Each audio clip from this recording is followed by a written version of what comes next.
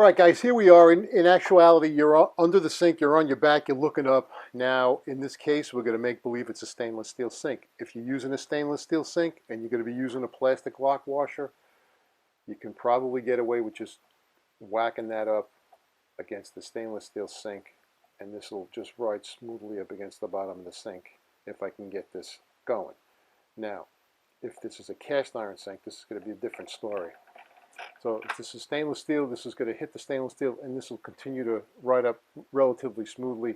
I don't see an issue with it.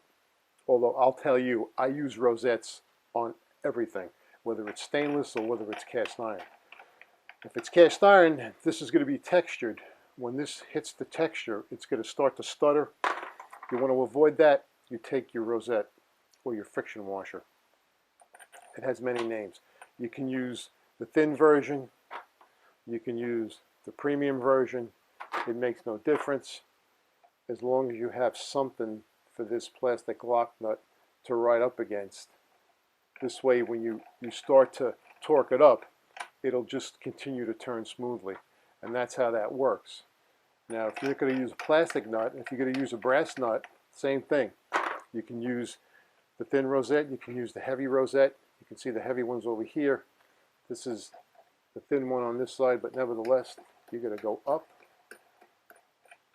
And then you're going to take your basin wrench, and you're going to, I'm going to adjust this down, and you're going to grab that nut, and you're going to go clockwise to tighten it. And when you want to take it off, you're going to flip the head around, and you're going to take it off counterclockwise. Now, if you don't want to use your basin wrench and you want to go out and get your basin buddy, same thing. That'll just go up there, and that'll turn the lock nut, and you can use your 3/8 extension down to your ratchet, and you want to reverse it, you reverse it, and you can take it off. Now, you can also use, you can make a decision as to whether or not you want to use your plastic basin connector nut or your brass nut. If you're going to use a plastic nut like I'm showing you here, and you're going to use a basin wrench, you know, go slow, guys, because I can tell you from experience that if you torque these up a little too much, you're going to break these wings off, and that's not a good thing. So I would probably encourage you to use the basin buddy on these nuts and just grab the wings. You're just going to have to maneuver this in the right position here. There we go.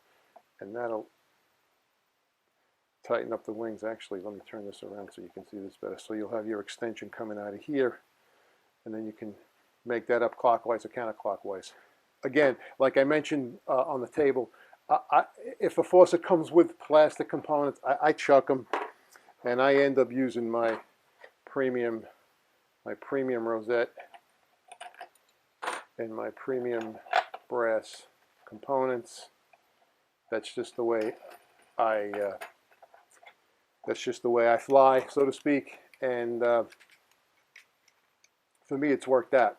You know, I don't have the luxury of having callbacks, and then I will follow up with my brass basin supply nut, and I can tell you that once this is in, it's in.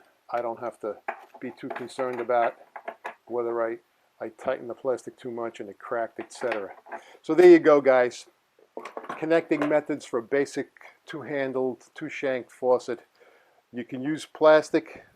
Certainly you can use plastic, because 90% of the time, if you buy a faucet from a home center, this is what you're going to get. You're going to get a plastic lock basin nut, and you're going to get a plastic lock nut.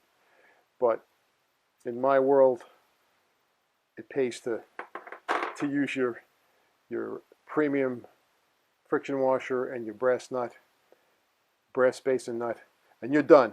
Guys, I really am glad you stopped by today. I hope to see you again in the next video. Stay well and take care.